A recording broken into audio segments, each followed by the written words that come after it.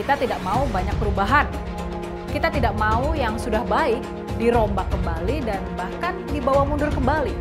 Kita tidak mau mundur ke belakang. Jadi sekedar melanjutkan apa-apa yang sudah dilakukan oleh Pak Jokowi bukanlah jawaban yang tepat buat bangsa Indonesia. Perbaikan. Bukan sekedar keberlanjutan, tapi perbaikan. Apa-apa yang sekarang sudah baik, kita terus perbaiki agar jadi makin baik lagi. Supaya jadi lebih baik lagi. Nah, ini yang penting. Pertanyaan berikutnya adalah siapa yang sanggup menjalankan keberlanjutan dan melakukan perbaikan tersebut? Pastinya orang tersebut bukan Pak Anies Baswedan yang malah mengusung tema perubahan dan mau membongkar habis pencapaian-pencapaian dari Pak Jokowi. Pastinya orang tersebut bukan Pak Anies ya. Dan juga pastinya orang tersebut bukan Eyang Prabowo yang sudah terlalu tua dan nggak sanggup kerja belusukan seperti Pak Jokowi. Kalau kita mau melanjutkan pembangunan Pak Jokowi, pilihan kita mestinya sudah pasti. Pilihlah Ganjar Mahfud. Saya belum pernah mendengar secara jernih suara-suara elit PDI Perjuangan terkait dengan dukungan yang kuat kepada calon Presiden Ganjar Pranowo yang notabene adalah calon yang diusung oleh PDI Perjuangan. Saya tidak melihat strategi yang jelas ke arah mana kita harus memenangkan Ganjar dan Mahfud. Saya berharap waktu itu setelah ada pidato yang sangat heroik dari seorang Ketua Umum PDI Perjuangan, elit-elit PDI Perjuangan kemudian mengamplifikasi pidato menggelegar dari seorang Megawati Soekarno Putri. Kenyataannya tidak. Senyap. Ini ada apa? Saya tidak melihat geliat suara yang keras dari elit-elit PDI Perjuangan untuk mendukung kedua orang yang sudah dicalonkan resmi dari PDI Perjuangan. Belum terlambat menurut saya.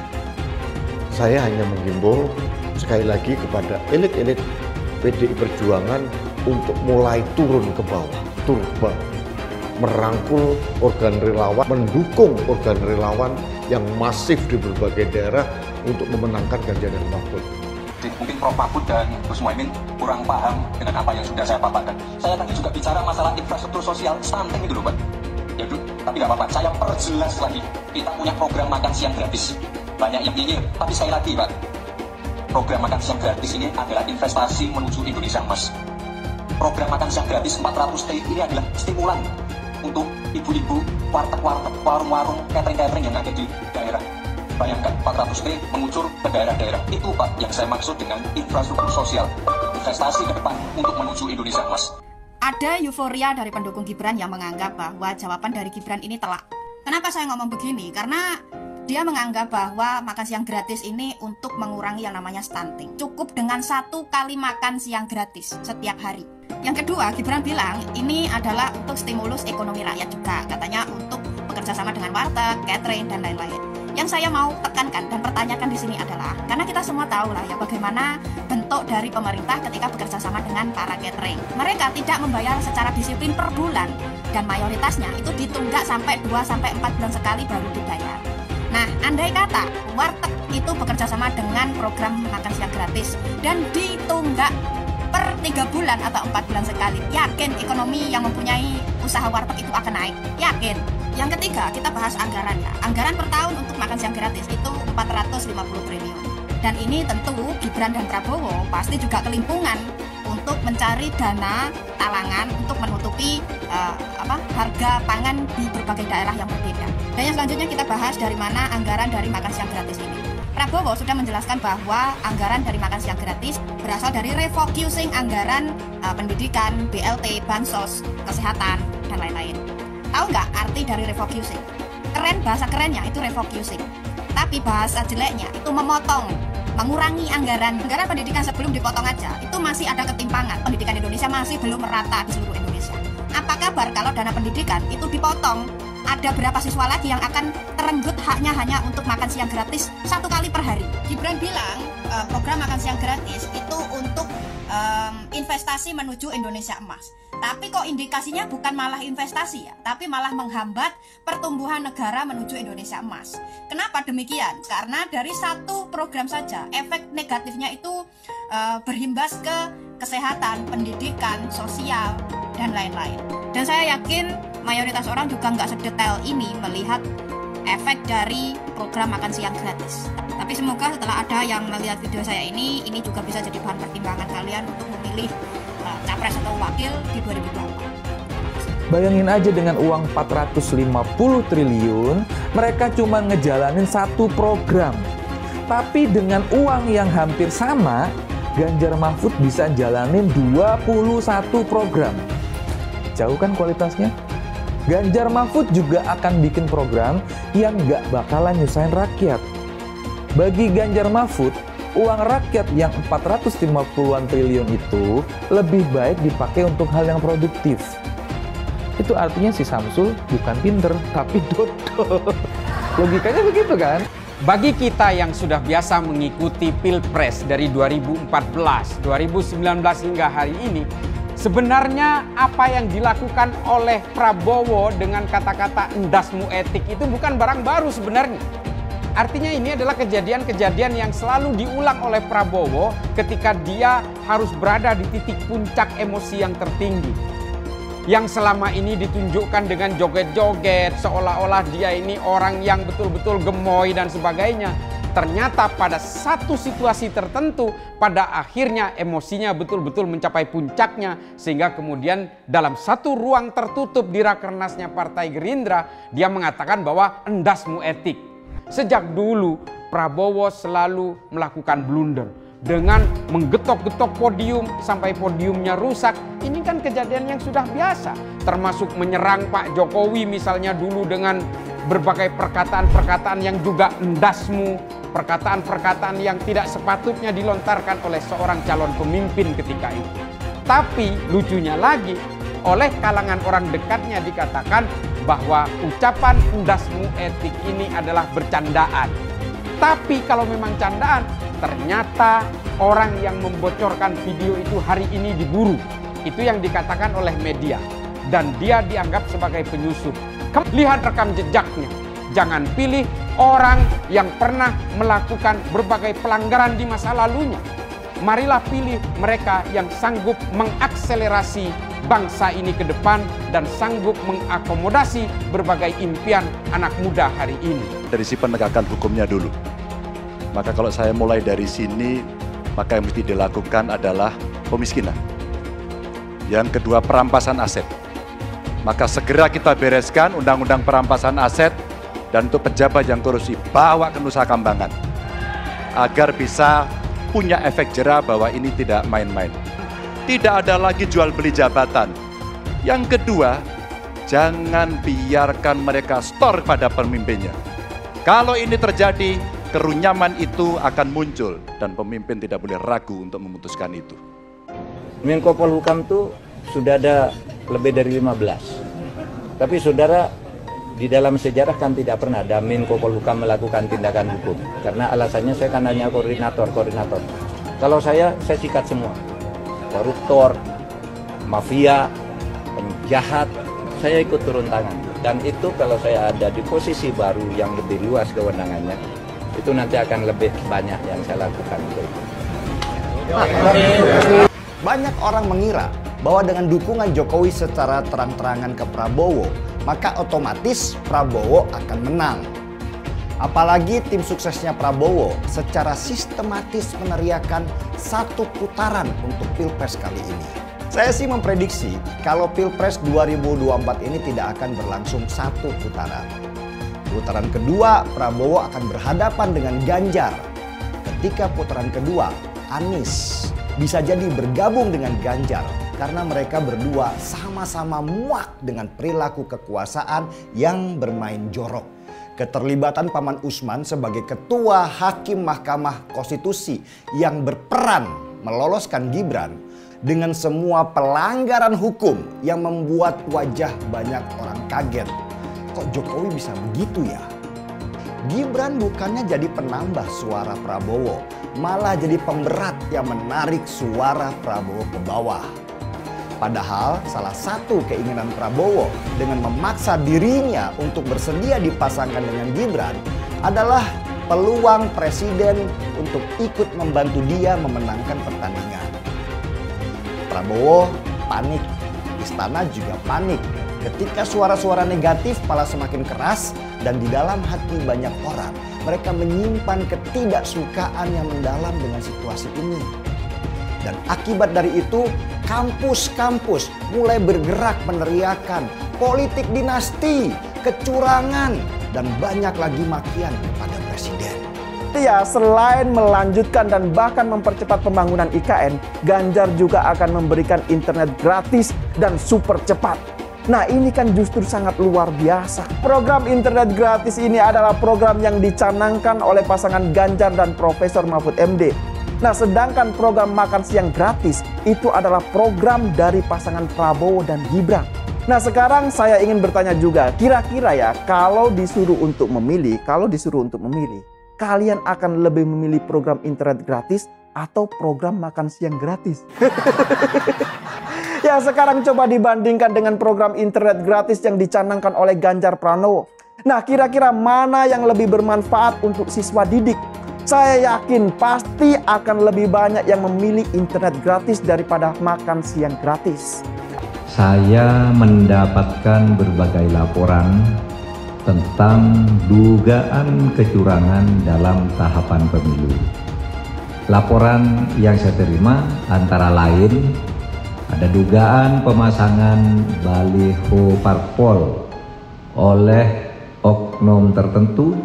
Sebaliknya terjadi juga penurunan baliho parpol tertentu yang diduga dilakukan oleh aparat.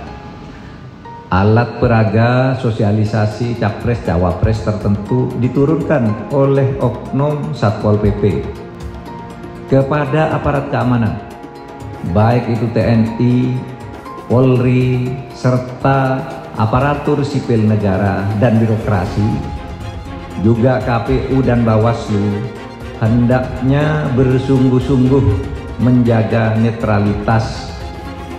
Sebagaimana pula Presiden sudah berulang kali mengatakan, menegaskan sikapnya bahwa pemilu akan berlangsung netral. Tidak boleh ada kecurangan, tidak boleh ada tekanan-tekanan terhadap kelompok tertentu, dan tidak boleh ada pemihakan kepada kelompok tertentu lainnya. Sesuatu yang diperoleh secara tidak baik tidak akan memberi berkah dan kebaikan.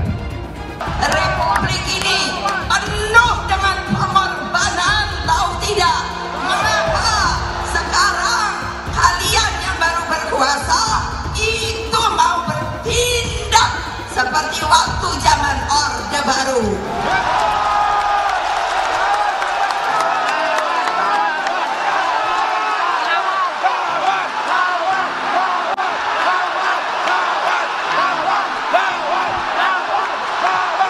Berani tidak? Berani tidak? Berani tidak? Merdeka! Merdeka! Merdeka! Menang kita! Ganjar Mahfud! Satu putaran! Takut apa tidak? Takut apa tidak? Takut apa tidak? Yes, begitu dong. Mestinya ibu nggak boleh ngomong gitu, tapi udah jengkel tau gak? Nah, yang pasti kalau buat saya dibandingkan misalnya Pak Gibran jadi maju gitu, Mas Gibran gitu ya. Ya saya pilih Ganjar sama Mahfud lah, karena lebih teruji kan. Anda jadi wali kota baru 2 tahun 3 tahun kan belum teruji juga. Ini urus negara loh, mau jadi presiden loh. Kalau Anda belum lengkap, belum pernah di legislatif, belum nasional ya maksud DPR. Kalau di DPR kan boleh ngerti nih pemerintahan seperti apa. Anda belum pernah di eksekutif yang tingkat provinsi, Anda nggak ngerti jadi presiden nanti. Ini bukan soal belajar-belajar coba-coba loh. Ini negara dipertaruhkan untuk 2045. Kita kan mau mencapai 100 tahun ini mau jadi apa? Kalau coba-coba, ini negara sebentar lagi 300 juta penduduk kita. Mana boleh kita kasih orang coba-coba. Saya tidak meremehkan anak muda ya. Anak muda bisa lebih kreatif gitu ya. Tapi bicara tata negara, Anda harus mengerti konstitusi. Anda bukan hanya untuk berani untuk maju. Kalau cuma berani maju, banyak bisa kita pilih orang berani maju. Tapi yang lengkap dengan track record ini kan butuh waktu pembuktian. Saya pasti pilih Pak Ganjar, Pak Mahfud yang lebih pengalaman. Saya tidak mau anak cucu saya harus nunggu sekian tahun lagi. Pengalaman Jakarta gitu kan, nunggu lagi mundur. Males sudah. Jadi kita nggak usah coba-coba deh. Udah jangan dengerin janji-janji manis orang. Lebih setuju lagi apa yang disampaikan calon presiden Pak Ganjar Pranowo. Tadi saya bisik-bisik ke beliau, Pak, nanti habis dilantik, besoknya langsung masuk ke kedaulatan pangan. Nggak usah lama-lama. Perencanaannya disiapkan sekarang, begitu dilantik besok langsung masuk ke kerja kedaulatan pangan. Sehingga swasembada pangan, ketahanan pangan, kedaulatan pangan itu betul-betul kita miliki. Dan saya yakin Pak Ganjar mampu menyelesaikan ini.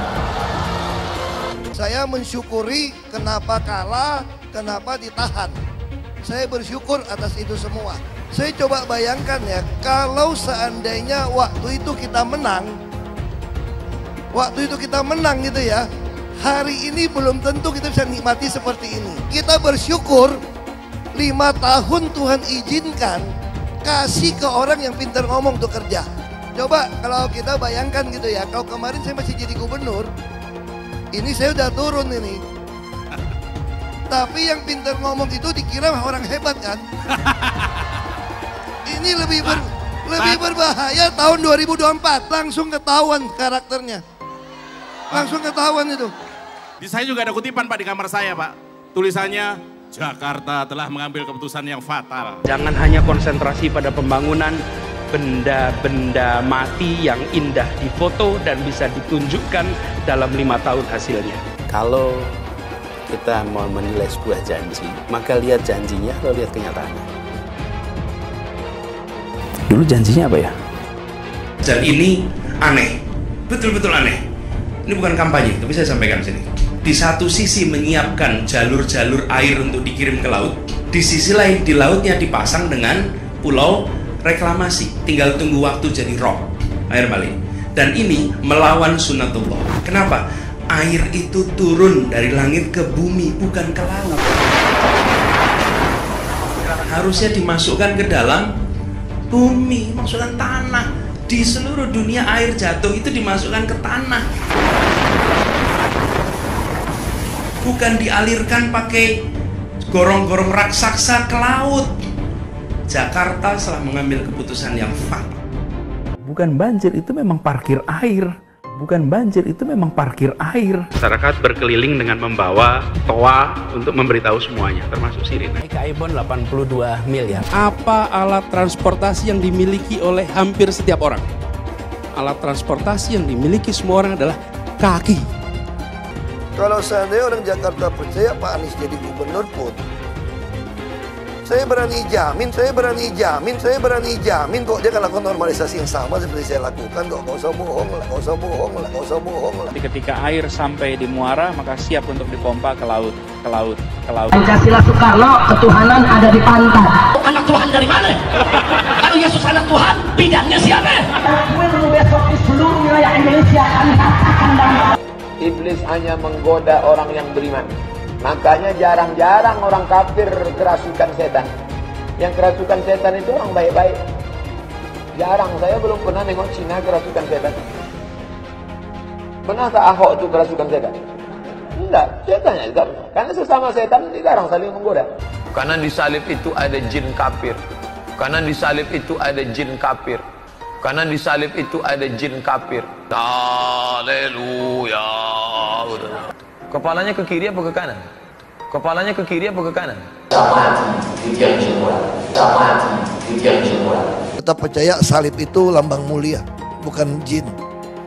Kok ketawa? Aku nggak nyindir siapa-siapa loh. Anies merupakan antitesis daripada Pak Jokowi. Antitesis artinya bertolak belakang dengan Jokowi. Anies sudah menyatakan tidak akan melanjutkan semua program dari Pak Jokowi. Jadi semua pembangunan yang dilakukan oleh Pak Jokowi akan dihentikan oleh Anies jika Anies menjadi presiden. Lagi pula Anies didukung oleh khilafah dan pendukung Anies adalah ormas seperti FPI dan HTI. Apa kita mau FPI dan HTI kembali di Indonesia jika Anies memimpin? Anies juga dikenal sebagai bapak politik identitas yang menghalalkan segala cara untuk menggapai kekuasaannya, termasuk menggunakan politik identitas berbasis agama. Lihatlah di kasus Ahok waktu itu. Kita sudah bisa melihat hasil kerja Anies selama 5 tahun di Jakarta.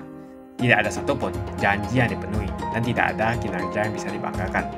Dari DP 0%, OKOC, kelebihan bayar, Formula E, banjir, sumber resapan, jalan rusak, dan gonta-ganti nama jalan. Lihatlah rekam jejak Anies selama 5 tahun. Bayangkan Indonesia ke depan jika dipimpin oleh Anies. Dan bayangkan jika Anies menang. HTI dan FPI, ormas khilafah yang dibubarkan itu akan dikembalikan oleh Anies.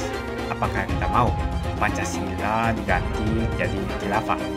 Perkataan Ahok sudah terbukti dan Jakarta sudah menjadi korban. Jangan biarkan Indonesia menjadi korban kibulan Anies Baswedan. Umat minoritas, terutama kaum Tionghoa, tidak akan memilih Anies Baswedan. Harapan kita sama.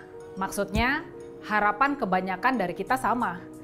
Kebanyakan dari kita ingin ada keberlanjutan dari kemajuan pembangunan yang sudah dicapai oleh Presiden Jokowi. Kita tidak mau banyak perubahan. Kita tidak mau yang sudah baik dirombak kembali dan bahkan dibawa mundur kembali. Kita tidak mau mundur ke belakang.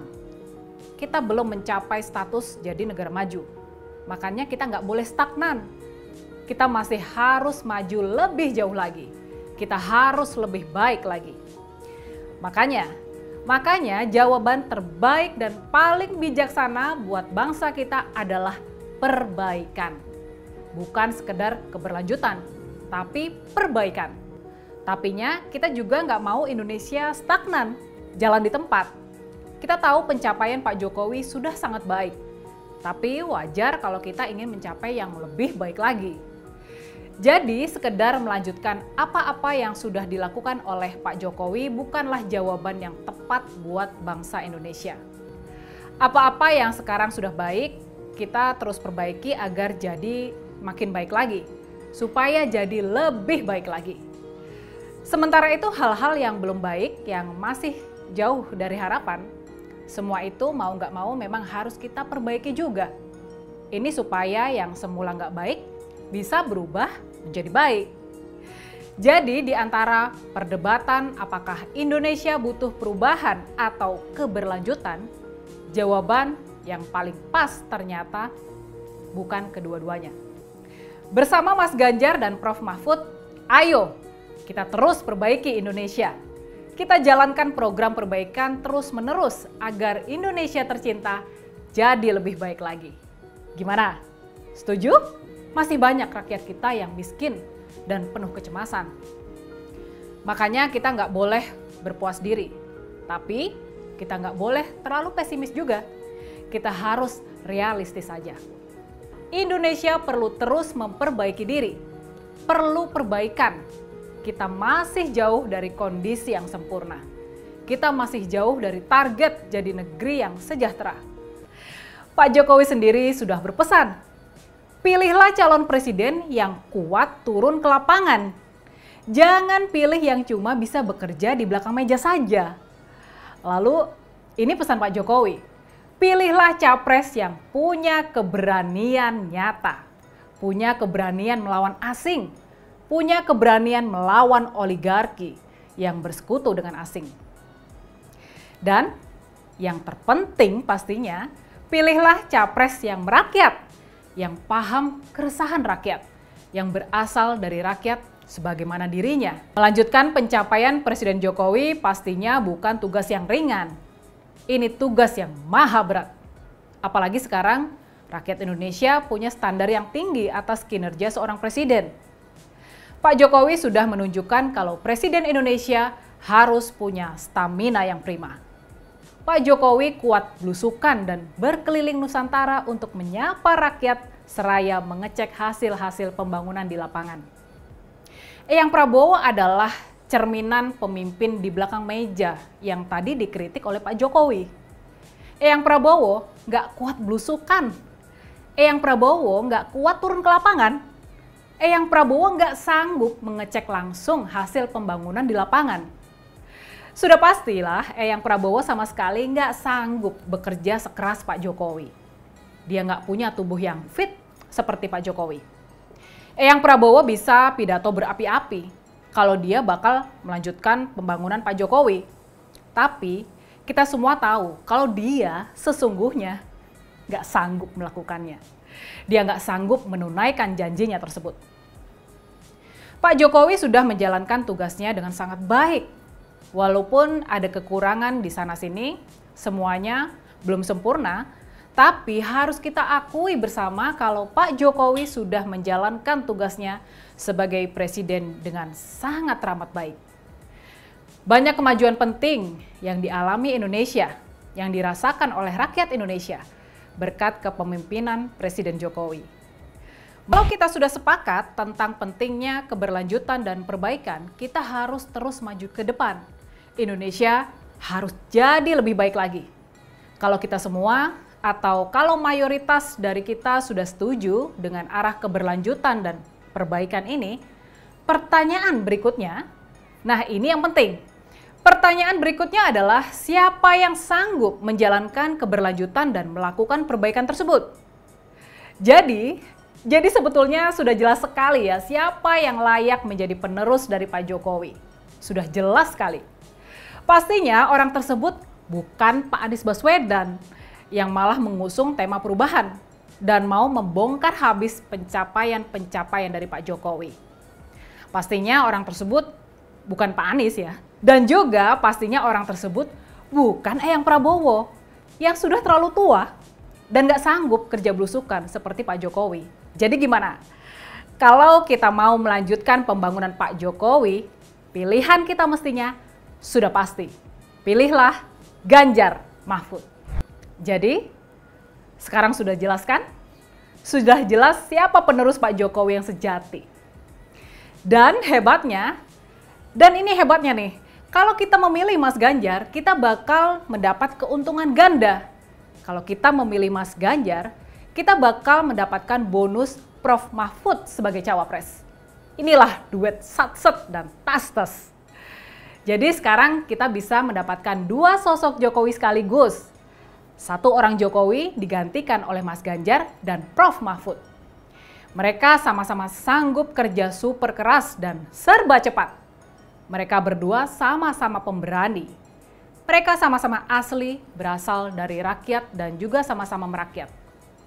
Dulu Anies bisa menang karena menggunakan agama dan etnis. Isu agama, ras, dan antar golongan dinikmati oleh relawan Anies. Saat itu Anies didukung oleh FPI, HTI, dan pengasong khilafah lainnya. Pada akhirnya Ahok harus kalah, namun kekalahan dia adalah kekalahan yang membuka mata rakyat Indonesia bahwa masih ada orang-orang yang menang dengan cara menggunakan politisasi agama atau politik identitas berbasis agama. Ternyata banyak sekali orang yang dengan mudah terhasut lewat jalan-jalan seperti itu. Relawan Anies terutama dari FPI, HTI, PA212 seperti Bahar Smith dan Rizik Syihab selalu menghujat Cina, etnis Cina. Tapi saat ini negara Cina sudah menjadi nomor satu di dunia. Saya bangga sebagai Cina. Etnis Tionghoa dicap sebagai pemberontak, sedangkan etnis Arab dianggap sebagai Tuhan atau tuan dari pribumi. Etnis Arab dipuja-puja dan dianggap sebagai dewa. Lihat saja Rizik Syihab dan Bahar Smith dipuja-puja, padahal mereka mengujar kebencian. Pengasong khilafah seperti Rizik Syihab, Bahar Smith, dan teman-teman Mereka hanya buat gaduh di Indonesia. Sedangkan negara yang mereka sanjung-sanjung itu, Arab Yaman, masih belum maju dan masih terbelakang. Saya percaya Indonesia dengan mayoritas pribumi juga akan jadi negara maju. Seharusnya Arab Yaman belajar dari negeri Cina. Seperti kata kitab suci, belajarlah sampai ke negeri Cina. Anies dan juga pendukung Anies seperti Rizik Syihab, Bahar Smith, dan kelompok-kelompok HTI dan FPI harus belajar ke negeri Cina supaya tidak lagi melakukan kelebihan bayar. Yang jelas saya memilih pribumi, bukan yang dari Yaman. Ganjar jelas pribumi, nasionalis, dan pasti akan melanjutkan visi dan misi dari Pak Jokowi. Suara Ahok merepresentasi warga minoritas, dan etnis Tionghoa mendukung Ganjar Pranowo. Ahok pasti akan mendukung Ganjar, karena Ahok anti radikalisme. Ahok yang jelas tidak akan mendukung Anies Baswedan, karena Anies Baswedan didukung oleh kelompok khilafah, HTI, dan FPI, ormas terlarang itu. Anies merupakan antitesis daripada Pak Jokowi, dan diragukan kenasionalisannya, apalagi pribumiannya. Antitesis artinya bertolak belakang dengan Jokowi. Anies sudah menyatakan tidak akan melanjutkan semua program dari Pak Jokowi. Jadi semua pembangunan yang dilakukan oleh Pak Jokowi akan dihentikan oleh Anies jika Anies menjadi presiden. Lagi pula Anies didukung oleh khilafah, dan pendukung Anies adalah ormas seperti FPI dan HTI. Apa kita mau FPI dan HTI kembali di Indonesia jika Anies memimpin? Anies juga dikenal sebagai bapak politik identitas yang menghalalkan segala cara untuk menggapai kekuasaannya, termasuk menggunakan politik identitas berbasis agama. Lihatlah di kasus Ahok kali itu. Kita sudah bisa melihat hasil kerja Anies selama 5 tahun di Jakarta. Tidak ada satupun janji yang dipenuhi dan tidak ada kinerja yang bisa dibanggakan. Dari DP 0%, OKOC, kelebihan bayar, Formula E, banjir, sumber resapan, jalan rusak, dan gonta-ganti nama jalan. Lihatlah rekam jejak Anies selama 5 tahun. Bayangkan Indonesia ke depan jika dipimpin oleh Anies. Dan bayangkan jika Anies menang. HTI dan FPI, ormas khilafah yang dibubarkan itu, akan dikembalikan oleh Anies. Apakah kita mau Pancasila diganti menjadi khilafah? Bagian Indonesia Timur yang mayoritas non-muslim seperti Bali tidak akan setuju dengan khilafah atau sistem khilafah. Mungkin Indonesia akan bubar jika Anies menjadi presiden. Perkataan Ahok sudah terbukti dan Jakarta sudah menjadi korban. Jangan biarkan Indonesia menjadi korban kibulan Anies Baswedan. Umat minoritas, terutama kaum Tionghoa, tidak akan memilih Anies Baswedan. Saya yakin karma Ahok mengejar Anies Baswedan. Dulu Anies memainkan politik identitas kepada Ahok. Sekarang Anies dipertanyakan kepribumiannya karena dia dari Yaman. Itu saja opini saya hari ini. Tuliskan opini kalian tentang Anies Baswedan. Jika kalian setuju dengan pendapat saya di video ini, pastikan kalian menekan like di video ini dan bagikan video ini ke teman dan family Anda supaya mereka semua mengetahui tentang informasi ini.